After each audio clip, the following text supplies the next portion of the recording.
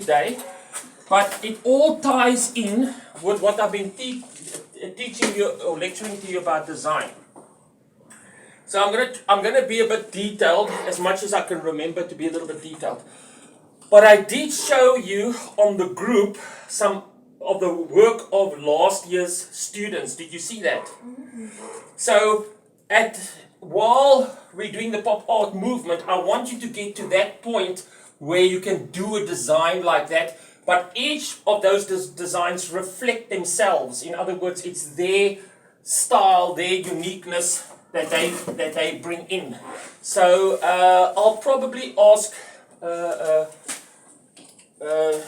that we just do some rough sketches so that we get the idea right, so we just don't do anything. So Tracy, we might have to brief them a little bit on the pop art, but I'll also just guide them on the pop art. But we have spoken about the Curios website that they're going to do for this month, and it's going to have the pop art feel, and then you're just going to get involved with them with the logo and the feel of the pop art. Right. All right, so let's get started. So the key thing about the lectures is just to record it for you guys. All right, but I put it out there on the web, but it's not about the people out there. It's about you. It's how much you learn. So I've had 3 lectures on grunge. I wonder if any students have ever watched the grunge or just did it on my lectures. Because I know young people, you don't really want to watch videos, YouTube videos. You don't want to really learn through YouTube.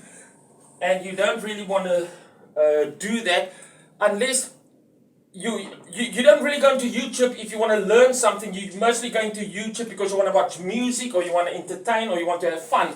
You don't want to use it as a tool for learning. You want to have it as a fun thing. So I get that. Because why do I get that? Because if it was such fun learning via YouTube, you'd learn via my videos. So we have to learn through videos, because books are now old school. People don't really read books or learn through books. But research is so important. You have to do research. And YouTube has got a history of everything. There's anything you can learn through the YouTube. So, if we look at what the first video that I did was about, then it was about, I've been teaching you 3 styles. Okay, who can remember the 3 styles that I've been teaching you? Grunge. Well, the first one. Let's start with the first one. Sorry? Classic. Okay, and then we talked a lot about classic, because classic is what sells. So when we talk about graphic design, we can't really, when you got these art movements, there's so many art movements. Modernism, postmodernism, Dadaism, Impressionism, and there's a lot of movements, later movements, that's Bauhaus, that's inspired by different things. Like Bauhaus is inspired by architectural and architects, but it was a school like this in Germany called the Bauhaus School, and the lecturers thought it was crazy just to teach architecture, let the students come in and learn about art and objects, and they turned it into a whole fun place, and then it became like an artistic cult in a way. They thought so because of the lecturers that influenced the students, and the students that influenced the lectures.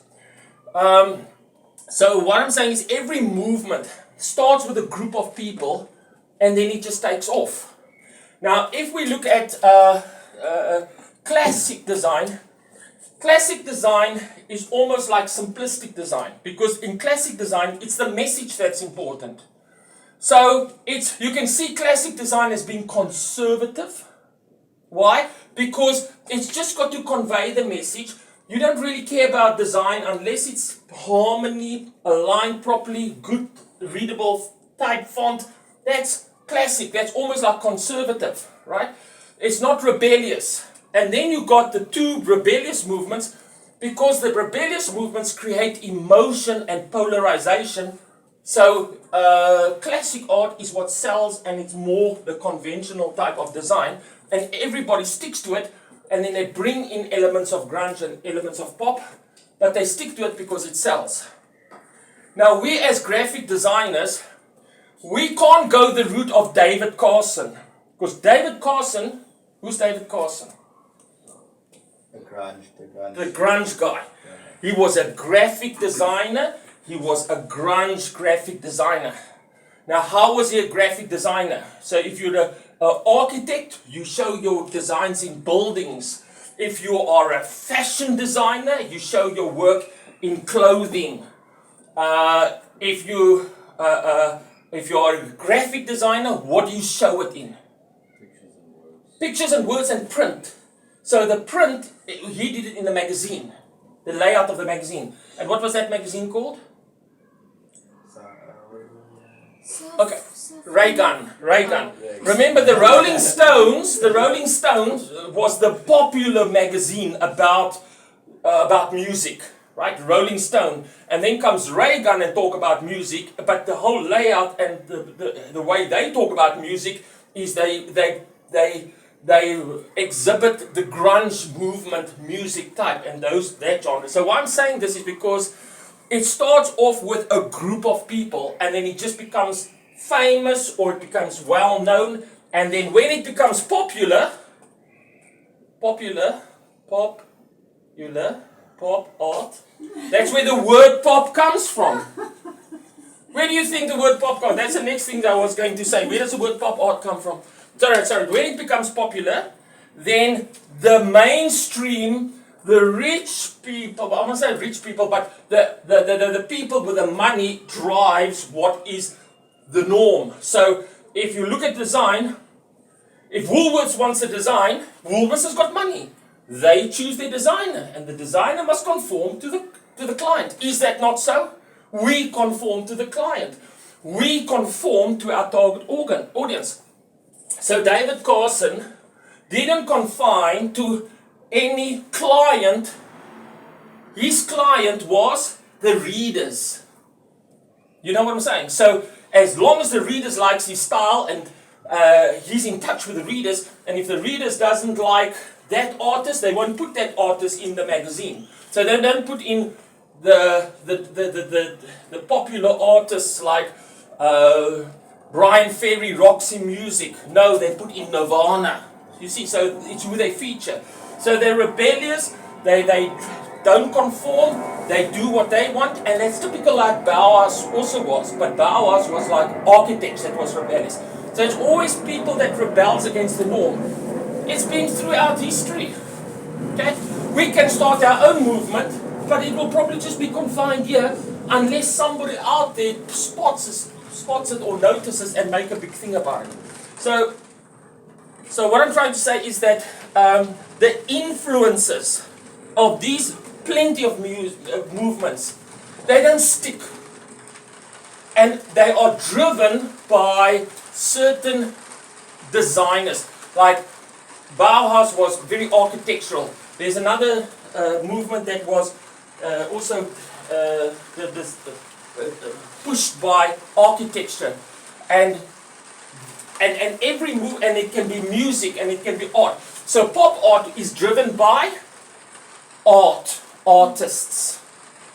It's the era of the 60s of Jackson Pollock that throws the paint on the screens. It's the era of the pop art people. But it was art, it was painting, it was brush. It wasn't like David Carson that was a graphic designer where print was important. It's important, the paper and the print. But pop art or the art is about painting. So it's not about print, it's about painting.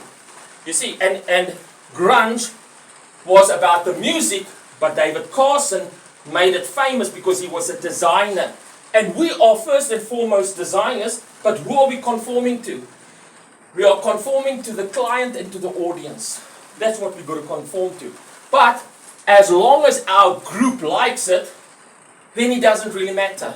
Because we're not after the money. It's not about the money.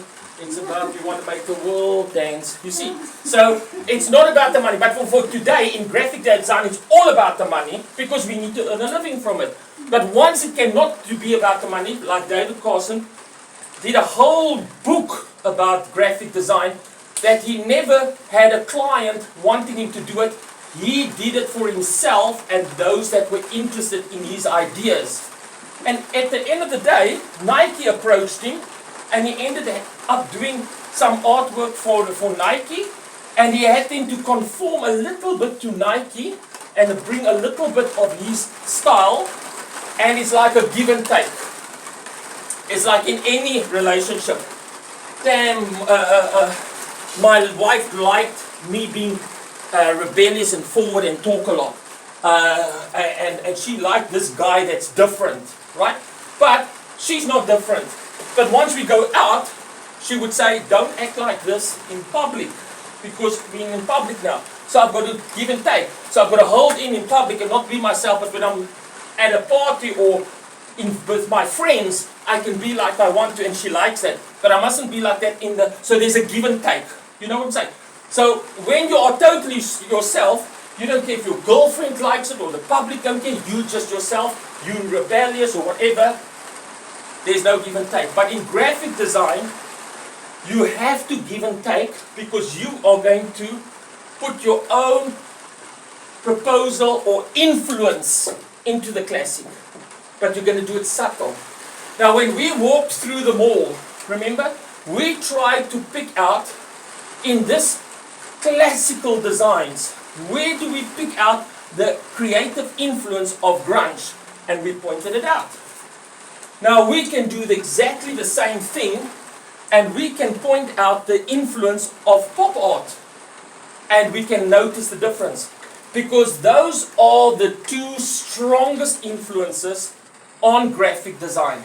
But if we say that pop art was painting and not graphic design, why did it become so important in graphic design? Because in the 60s, the art and the influence of the art and everything spilled over to designers, fashion designers. Then suddenly in the 60s, what was hip? The short mini skirts and the plain colors and the bright colors.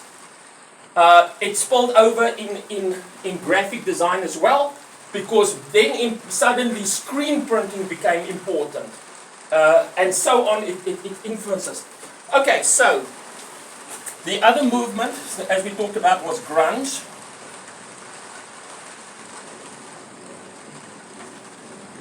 And now we're talking about pop art. Now remember, I will, as we go deeper into the lectures, I will go specifically about the elements of the design and what to look for. But for now, I just want to paint a broad brush. I just want to say, what are the key things that stands out of each movement? Okay, so whenever we look at a design, a graphic design, we always keep these four things in mind. It's the circle of life.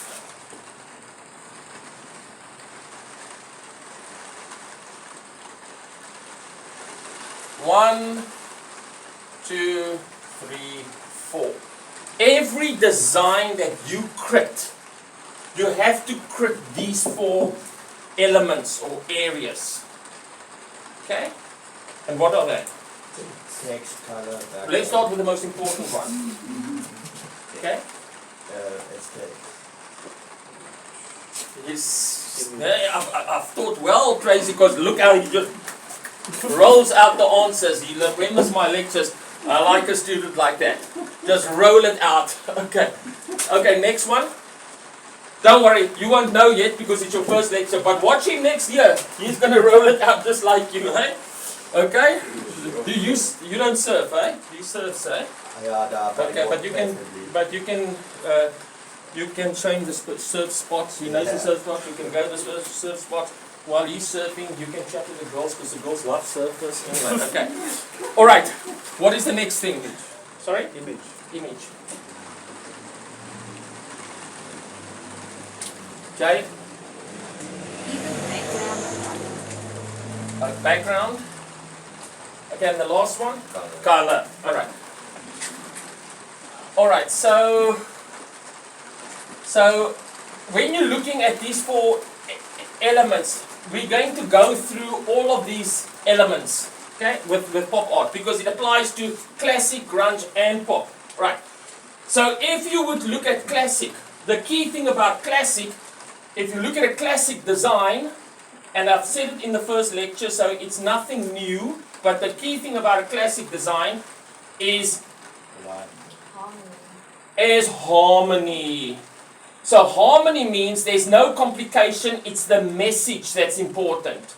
The message is important. So the harmony always means a classical design is center your picture, picture top, headline, body text, and logo, and maybe a footer. Classic. All must be aligned, neat, classic, easy, readable. When you look at grunge, right, what do you see mostly? Texture. So if you've got the picture there, you might have the picture coming out on the side. There might be a tear mark in the picture. The picture even might be blurry or small. And instead of thinking the picture should be there, the picture could even be coming out at the bottom. There's no top, then text, and then logo. You can have the picture at the bottom. You can have the text skew. The headline can be skew, running up. Guess what? The headline can even at the beginning seem as you can't really understand what he's saying. The classic thing that put Carlson on the map is when he said, don't mistake legibility for communication. Don't mistake. And then he put it all, don't, then miss, and then take, and then once you look at it long enough, you say, okay, that means don't mistake legible. And he puts it all across. So he breaks the words, legibility, legible, and then he starts making the letters bigger or smaller. So if we do this in classic, the guy will say, no, fire this guy. You don't put the don't mistake here and then legibility here at the bottom. It doesn't make sense. But if you look at it long enough and you ask a person what stands there, they'll look at it and then they'll figure it out. So legibility means you're going to read it quick. But if it's something wrong, you're gonna wonder, and especially when there's a bit of emotion. And what if it's dark? Color is dark, the background is dark and grungy and like the music. Then it becomes dark, it becomes textured, and then the key word here being texture. And then what is important is the emotion and the energy. And what I mean by the energy is, not the energy is sort of moody. It's like you've got to look at it a long time, you're not sure. It's emotional because I like it or don't like it, I respond to it, I don't know if I like it, but it's I'm thinking about it, it's moody. Okay? You know when somebody's moody, hey, what's wrong with you?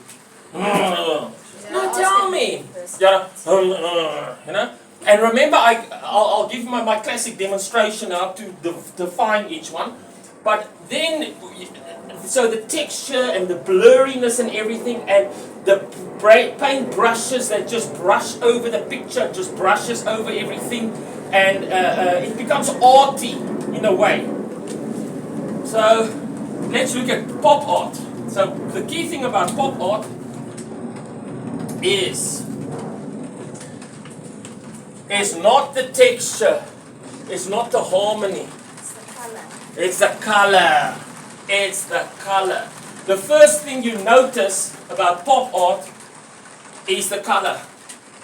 Now, if you've got a design for the pop art there, and you put in a picture, you will see that they will put in more than one picture. They want to put in more than, they want to put in a drawing, they want to put in icons, they want to work with the background, they want to put patterns in the back. So in other words, it becomes very busy. We call it becomes busy. And it's really, it's the color that stands out, and it's quite busy. And it seems so when the color stands out and it's busy, the idea that you start getting is, hey, something's interesting here, something is fun. So the key is not it's fun, it's not moody, and it's not the message that is important.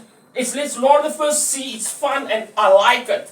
So people respond more to color and fun than they respond to grunge, because grunge is like moody and I'm not quite sure. But the color and the busyness and the fonts is all different, so it becomes exciting. People respond to it. But it can make the message confusing because it's all over the place. Different fonts, different pictures, different sizes, all over the place. But now here's what you got to remember. Everyone can be relevant depending on the client and the message.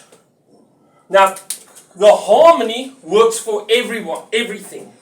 But you can adapt the other ones for the type of message that it lends itself most to. So this one would probably, any design could be done in a classic. So if you're doing a festival, a music festival, let's say a music festival. Now, if it's the music festival that you're doing, then it depends on the type of artist that's singing. Not so? If you're doing a music festival and it is let's say it's punk rock, or you're doing a music festival that's sort of like pop art, or even I don't know, but it depends on the people. But it doesn't matter, you can still put, no matter about the artist, you can still make that music festival in a classic design. But when you're doing grunge and you're doing a music festival, then again, you're not going to really use grunge in a music festival unless it's a rock art, grungy type of musician. Electric guitar, punk rock, then you'll do the grunge style there. If it's a music festival and it's sort of light music or fun music for the whole family, then you're going to use the pop art. So the pop art could be for the music, it could be for events, right? It can be for anything that is wanting to show an event. It's not really for products. This one is mostly for products. Or anything that lends itself to color. So that is why I wanted you to do the Serengeti one, the Courier Shop one, because it lends itself to African art and colorful. So the grunge is more the one that leads itself to like a moody effect. So a typical grunge design that you'll mostly see is movie posters. So if I'm designing movie posters, I can use a fun for, hey, the animals, and fun for the kids, and animation. Yes, then it'll become pop. But if you're doing a movie poster for some drama, then we'll go for grunge. And then we can put in the normal classic as well. Without it looking textured, without looking colorful, without looking anything else. It's just going to be classic. But so this poster lends itself to that. A music event poster lends itself to pop art. But products and retail and products is mostly lending itself to the classic style. So can you see it also depends on what are you pushing out there? What are you printing out there? What is it a poster for? What? It depends on the brief. But in anything, even in classic, and as you do your research, you can bring elements of it anywhere. You can bring in the elements. Okay. So now we said color is important. But also, background is important. How is the background important? Okay, so I just want to focus on how do we treat mostly the background and how do we treat mostly the text. Because in pop art, there's no graphic designer that's really stood out that took the pop art. They all copied the fun and the colorfulness about the pop art design. But there is a guy that radicalized, in terms of the text. Because, have you noticed in classic text fonts, and if you noticed in grunge fonts, Those grunge fonts looks really textured and big and small and upside down. But if you talk about the font itself, if you look at the font of grunge, its spacing is important and how they texture the font and the spacing of the font. But if you look at the font itself, what font did they use? Mostly the fonts are the same. But when it comes to pop art, suddenly you got all different fonts. In other words, the people make up their own fonts. So you type in Neville Brody. He's made his own fonts. He was key in typography in making up his own fonts. You can all make up your own fonts. Why must a font look like that? So you can set up your A, B, C, D, E, F's and make up your own fonts. You know, this guy even had a whole project to do with Coca-Cola where he had to modernize the Coca-Cola font based on their history. So that the font that they use now for Coca-Cola is modern all over the world, but it brings in from the history of the Coca-Cola and how they painted and how they...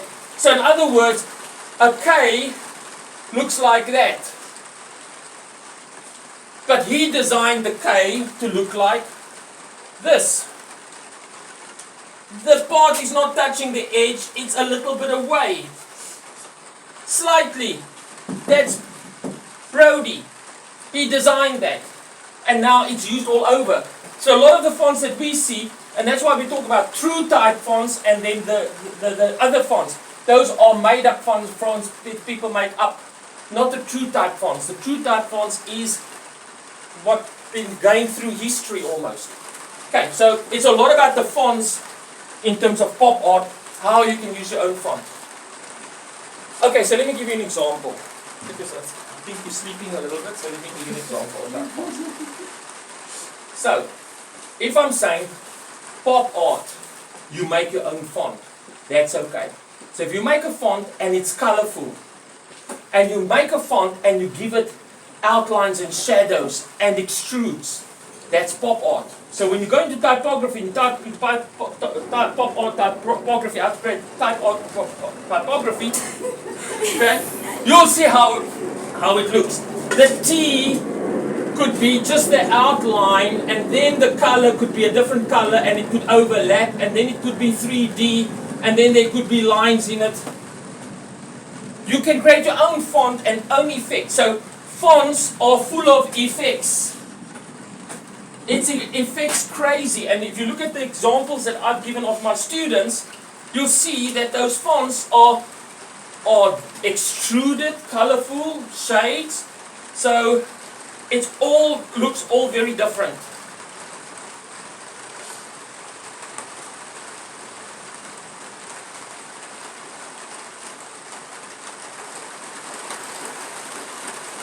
So my world, it was extended. It was tilted. Look at the outline, look at the texture inside. That's not just a normal, look how they did that, it's 3D.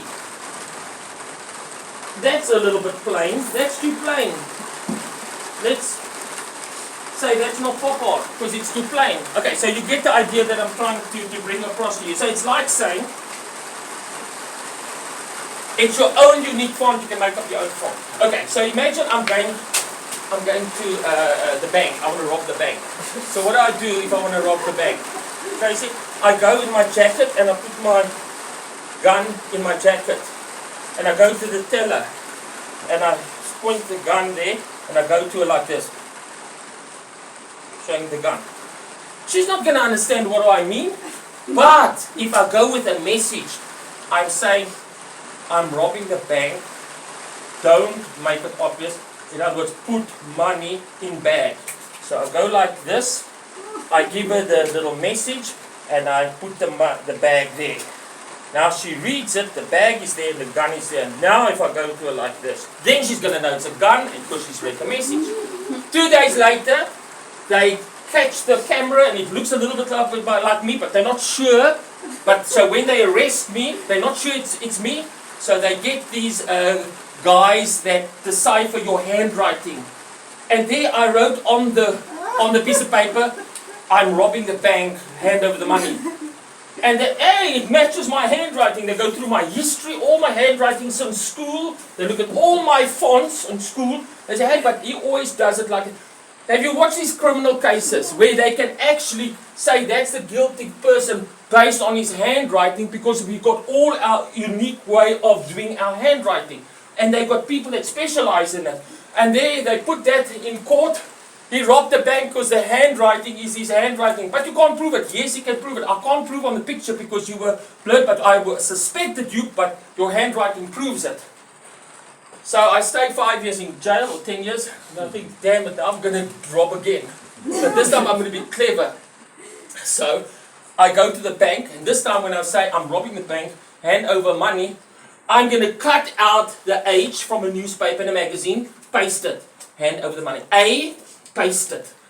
Choose an N, paste it. Choose a D, doesn't matter how the D looks, and I've got the word hand, and I've pasted the letters. Now you can still read it because every letter has been pasted. Hand, A, and then it's an N, and then they can read it, right? So I go to, because it's cut out, right? So I go to the bank with that, hand over the money. Now they can't decide for me, put me in jail again. And I go again, and I put my gun there, and I put the things through the thing, and I go like that. And she looks at the paper thing and the money, and she says, guys, we got a pop artist here. Look at the font. Guys, look at it. Look how nice it looks. Wow, look at the font and the text. Come over here. I want your autograph. You're so great. Oh, look at this font. Ah, let's give it the autograph. Okay, keep it the money though. Okay. But now I'm jail again because now they got my signature. Okay, the key that I want to make is that, the point I want to make is that that cutting out of that letter is unique. It's not a font, it's unique to you. Yeah. You can decide if you want to put a name and you want to put the N at longer, or you want to change how it looks. You convert the text to curve and you drag the curves, and if you want to make it fun, you convert it to curves and you drag the nodes just in your happy way, and there you're creating your own fun font. You can do that. That lends itself to pop. It's fun, it's colorful, it's exciting, it's vibrant. There's no such thing as conforming to fonts. Okay. Now we'll go a little bit in depth on that tomorrow when you start looking at it. But when we talk about pop art today, I've got to go back to the history of where it started, because I've mentioned to you it was about painting. So you're going to be doing a bit of research for yourself for tomorrow, and what I want you, and I'm going to give you a bit of homework to do for tomorrow. So there are two main artists in pop art movement that had the biggest influence on pop art, and they've got two different styles, and here are the names. So let's just quickly talk who they are. So the one guy is called, I think it's Roy Lichtenstein. Roy Lichtenstein. So what he brought to pop art is he was famous for taking a comic book and blowing it up and taking a part of it out. So, and putting the comic text bubble in his paintings. So his famous one was about the aircraft shooting down another aircraft, and the thing says wham as it explodes. And he was famous for the comic strip of the girl like looking, crying half, and you know the typical comics. And when you zoom in those days, then the colors were the dots. And if you zoom in, you start seeing the dots. And he zooms in and he makes the dots so that everybody can see it.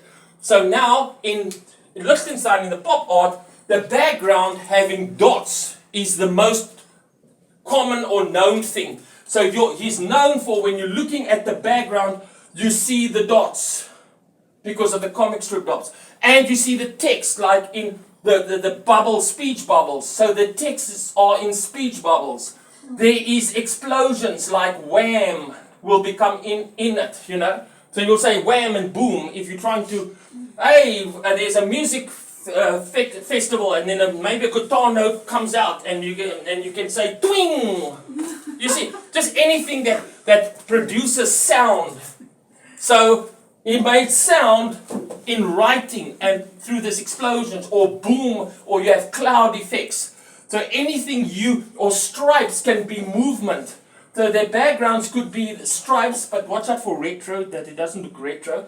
But the dots is the most important thing, and these bubbles, speech bubbles, that goes, the speech bubbles and the explosions and things like that. So I want you just to, and then the fact that it comes from comic strips. The drawings are from comic strips. So the drawing, when you're doing drawings and you are thinking of anime and the anime drawings, it's not that type of drawings. It's like the comic strip drawings. Now, if you want to do a modern comic strip, you're gonna follow the Marvel type of comic strips, not the old comic strips, because comic strips have evolved, and all these Marvel movies are based on comic strips and the way they draw those comic strips. So it'll be nice as a project to see these turn the Marvel comic strip into a focus of something with an explosion or whatever, and so that you don't see in the comic strip, you don't see every panel of the comic strip. You just focus on one panel and one zoom in, and that can become your and then you can see how does that compare to the 60s comic strip, and you can make it into a modern one. But to make it pop art, you have to bring in the background. So instead of bringing backgrounds, why didn't you bring in pixels? You know what I'm saying? We're not going to go that route, but if I was going to be a modern pop artist today, I won't draw like the zoom in, or I'll draw a modern one of maybe a Marvel one with pixels to make it more, you see, but it's the same concept. So I want you just to know the concept. So the concept is comic strips, drawings. So if you put a drawing in your design, any drawing, you're thinking of, it's lending itself to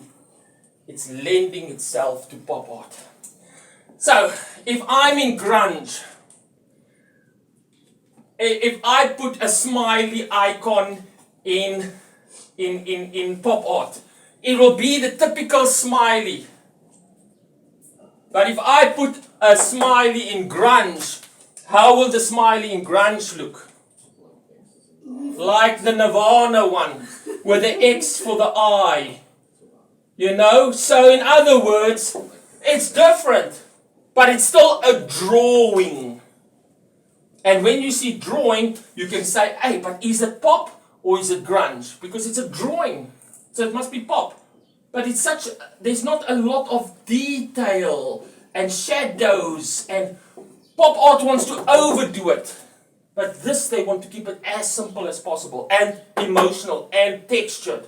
You see, so there can be crossovers in any genre, or whatever, but I want you to always think of the three main ones. So let's focus again on the pop art and the classic, the pop art and the style of the background. So the dots, so the drawings. So it's who? What is his name? Roy Lichtenstein.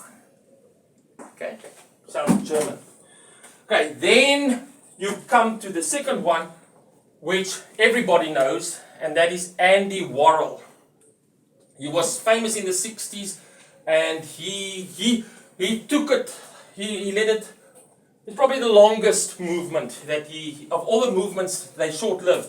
Pop art is probably one of the longest-lived movements, and it's probably due to Andy Warhol and all the rock stars and the movie stars. Because Andy Warhol moved in the circles of the celebrities. And celebrities never die. They always want to write about the celebrities. And it's like the Kardashians. They never die, they just want to write something and it sells. Okay, so Andy Warhol, what made him different or unique is he was also interested in color, because we said color is the most important thing.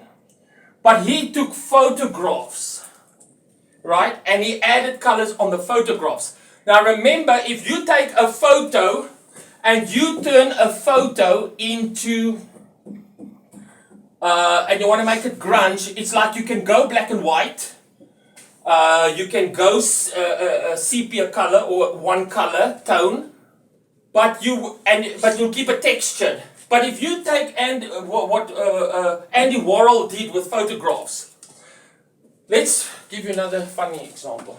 A vacuum cleaner.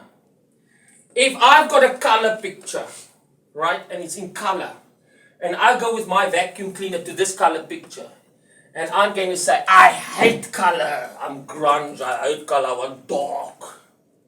Okay, I'm going to go with my vacuum cleaner, I'm going to suck out all the color of this picture. So I go to the picture, and I don't like color, and I suck out all the color of the picture. What's left? Black and white. Because the color sucked out. But a picture is still black and white. Because we don't think of black and white as a color. Do we? No. We think of color as being the primary colors. Red, yellow. Remember my first lecture? What is the three primary colors? Red, yellow, blue. What is the secondary colors? Orange, green, purple. Right. And then all the colors of the rainbows and in-betweens are made of those colors. Turquoise is a mixture of that. But green was created with the three primary colors. And even in I don't want to talk about color too much, but we know now about color, the RGB color now, that is light color compared to painted color. So we know about color. So if you're taking out color, we don't consider black as a color and we don't consider white as a color. Although it is a color, you can paint it, but why don't we consider it as a color? Because light means light takes away all color because it's white. So if you can have it, if you have a page and you're wanting to create white in Photoshop, it's just or you want to create white, you don't have to use white, you just use no color. And the fact that it's no color, you're painting on a white background. The same with black. If you have a black canvas, you can paint white on it. So black and white is not really considered a color. Black is the absence of light. Light is white. So there's light or there's no light. If there's light, it's white. If there's no light, it's black. Okay. Now what I'm saying that is because I've now just sucked out all the color. And here comes Andy Warhol. And he says, no, I want to suck out more. I want to suck out some of the black as well. And he says, I've got rid of the color. Now let's go and suck out more of the black. So he goes. And remember, the black is fighting to stay on. So what will be sucked out first? The grayscale. Because that's not so heavy. But he's going to struggle to get the dark areas, the shadows, because they are tighter. But the light part of the skin is maybe lighter, so that can go out. So at the end of the day, it's going to start looking like a drawing. Not so, because the more you take out, then it becomes like a drawing. And believe it or not, when he did the first Coca-Cola bottle, he thought of taking the color out and painting the Coca-Cola bottle, but then it looked, as he took out more, it looked too, no, imagine it's too textured, and it's starting to look grunge, because he's taking it out, because remember when a line is like that, you know that if it's dots, it starts looking textured as it hangs on the dots. You with me? You know what I'm saying? But now he showed a second one where he turned the Coke bottle into a clear drawing. So wherever there was the noise, he'd make the straight line and he turned it into a clear drawing. And he took a Coke bottle and he made a nice black and white drawing of the Coke bottle. Yeah? Isn't that maybe known as a bitmap image? You know, I'm just saying, like in Photoshop, where you can convert a full color image into a bitmap image, and it takes all the color out, and it leaves you with the black. Okay, so Tracy, when we talk about bitmap is talks about a photograph and vector talks about lines. So if we're talking Andy Warhol, we're talking bitmap because he's sucking out the pictures, but the bitmap is still there. Yeah. The texture is still there because it's a photograph. But if it was a Liechtenstein drawing, what do you notice? Clear lines drawn. So when Andy Warhol started off, he started off with a clear line drawing of the Coke bottle. So it could have been saying, hey, but isn't this more leaning towards Liechtenstein? And the answer is no, because of the subject matter. The subject matter. So now that I've explained to you the styles, the one does a clear drawing. That is why you're going to use Coral Draw. But I want you to understand that Andy Warhol doesn't make a clear drawing. He just sucks out the color and the grayscale, and it starts looking like a drawing. But you can still see it's a photograph, but it's getting closer to looking like a drawing. And now he starts painting in the colors. And he paints the colors over. And he doesn't color in neatly like Roy Lichtenstein would paint it in neatly. You see, boom, there's red. If he has the picture, he'll just paint it over. And his famous one, Roy Lichtenstein's famous one, is shooting down that aircraft and going boom. What is the famous one of Andy Warhol? The Marilyn Monroe prints and the Campbell soup. It started with Campbell soup, but it was the Marilyn Monroe prints that put him on the map. Because he was very much into the celebrity fashion area, and he used all the famous people, and he started taking out the color and painting over it. I've given you an example of that as well. Now, why did he do millions of them? He did millions of them, and then he brings in the colors, and then the color would be different there, and the color would be different in there, but he does millions of them. Because by repeating it and doing different colors, you know that the range in those days of Campbell soup, you had Campbell soup chicken, Campbell soup beef, Campbell soup this. The Americans will give you a whole range. There was like lots of ranges of Campbell soup. And the reason why he chose to print the Campbell soups is because he liked soup. Oh yeah, and suddenly he makes claim just because he liked soup. Okay?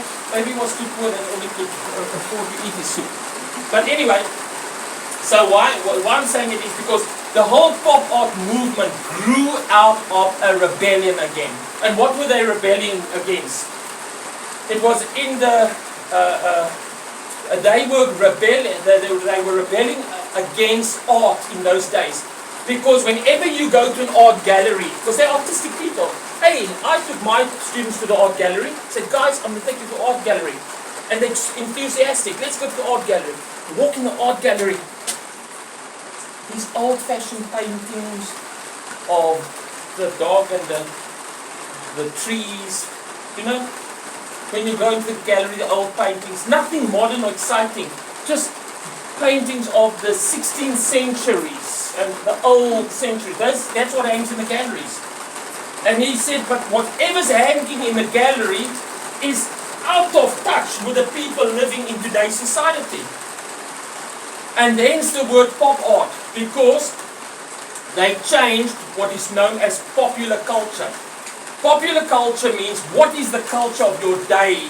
What's popular in your day? So in my day, I'll tell you what we ate, how we dressed, what we ate, we dressed, and what music we listened to. That's the popular culture of the day. And the popular culture of the day in America in the 50s and in the 60s was the advent of television, the advent of bodybuilding. So there were certain things. So what they did is they started making cutouts of what is they see, which is like bodybuilding people, the television, a Hoover machine maybe, and they paste collages together. And they did a whole lot of collages, and they presented that. And people rebelled against it because they were saying it's now kitsch. You know, cheap art. Because it's not art, it's cheap art. But they continued with that, and then, as I said, Andy Warhol developed it, and the Liechtenstein developed it. And how they developed is, when Liechtenstein would paint the comic strip every day, and then Andy Warhol started painting, and then he said, no, if I want to add color, I can use screen printing. So, where do we use screen printing? On t-shirts. Have you heard of screen printing? Yeah, you're going to go to screen printing. What do they use the screen printing for? T-shirts, not posters. But why can't you use screen printing for posters? And that's what Andy Warhol did. He used screen printing and said, why must it go on a t-shirt? I'm going to make it print. And I'm going to make duplicates of it to show you that you can do different variations and to make a comment on mass production. Because the modern world is all about mass production. But now what element does this then bring into our background design? Two things.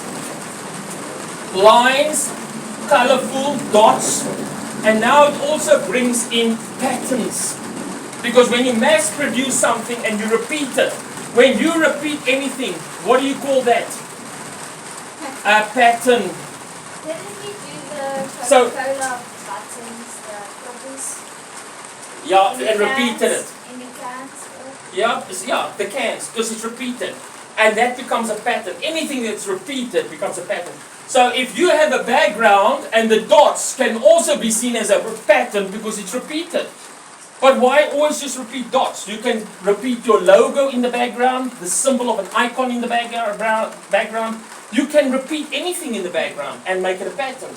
So when your background starts having patterns, you start thinking of it as pop art, especially if it's colorful. But the difference between Warhol and the difference between Liechtenstein is clear drawings, where Warhol is photographs. You see it's a photograph, it doesn't look like a clear drawing. But it looks like a drawing because it paints color over it. And I tend to like Andy Warhol's work. Why? More. Because it's got to do with photographs and you can bring that grunge effect. It's easier to think of Warhol as a grunge person because he paints the color over it and he doesn't have to be in the lines, whereas a drawing must be in the lines and there must be dots. Okay, so the homework now for tomorrow. I think you got an idea now of the pop art movement and the two main people. So you're going to research it, type it in. When we talk about our lecture again tomorrow or the day after, but I'm wanting to do the lecture on Thursday because tomorrow might be too busy, but I'll let you know in the group. But if you do your research again on it, look at Liechtenstein and his types of drawings and the comic strip effects and the dots, and then look at Warhol. Now I'm going to ask you to do homework for both types of effects. So here's the first one. I want you to take a picture. Right now, because Andy Warhol is mostly doing pictures of famous people, I want you to do pictures of famous people as well. But a famous musician. Now I asked the students to do a retro musician, but you don't have to do a retro musician, just do a musician. Any musician. But give it the pop art effect. So if you're going to do a picture of the face or the head and shoulders of the guy, then repeat it at least 6 or 9 times where you drop in the color. And use as your benchmark, use Marilyn Monroe. They did Mao Zedong and there are a lot of other famous politicians as well, but use the Marilyn Monroe as your point of reference. That's the first one, for the musician. The second one is, I want you to create this wham thing and colorful effect and everything, but I want you to do it almost like a poster, where you can make the drawing the key thing, and then put in the effects and the dots and everything. So it could be a drawing of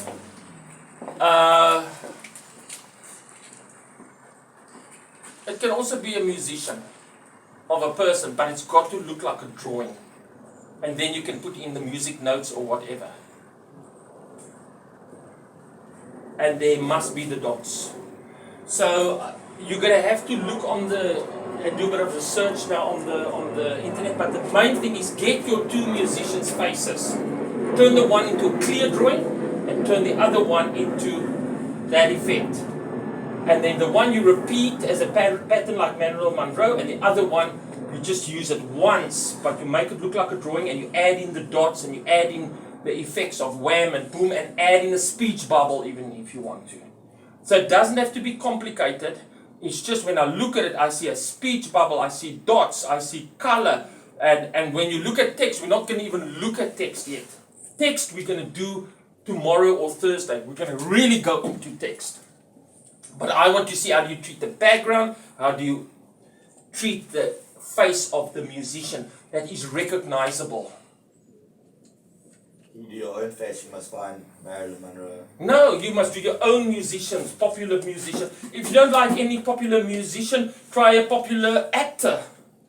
But it's got to be a recognizable face that we'll all be able to recognize. Like, for example, we all recognize Beyonce, or we recognize Miley Cyrus, or we recognize an actor, we recognize Brad Pitt or whatever, but something that looks a little bit funky, you know, like Miley Cyrus is good because she's funky, she's alive, she's not like a singer that don't like, what do you call it? Express. A musician that like country music. That country music doesn't think of liveness unless you do Dolly Parton. Then you can think of liveness. So choose a person where their character matches their liveness. And it can be an actor, it can be a musician. What else can it be? Famous people. Can I use my dog? Your dog is not famous. His name is Lights. Yeah, no. I don't want you to be emotionally attached to your design. It can be Albert Einstein. It can be Albert Einstein, any famous, recognizable person. Scientist, There we go. As long as it's head and shoulders and it gets those two treatments. Yeah. But I want to see it But it must suit the by character, Thursday. the character of the person. Yes. Albert Einstein is a good one. Okay? Yeah. But it doesn't have to be. It can be any famous person that you relate to. Alright, so remember it's going to be a drawing of it. So how do you turn Albert Einstein into a drawing? You go and Google him and you use auto trace. Quickest way. Say drawing of Einstein, quick. Go then, bring it in auto trace and add in your color. Don't go with a pen tool and take a picture of Einstein and trying to, that's going to take you forever. I want it quick and get the vibe of it. Okay guys, thank you very much for the lecture. I'll see you tomorrow.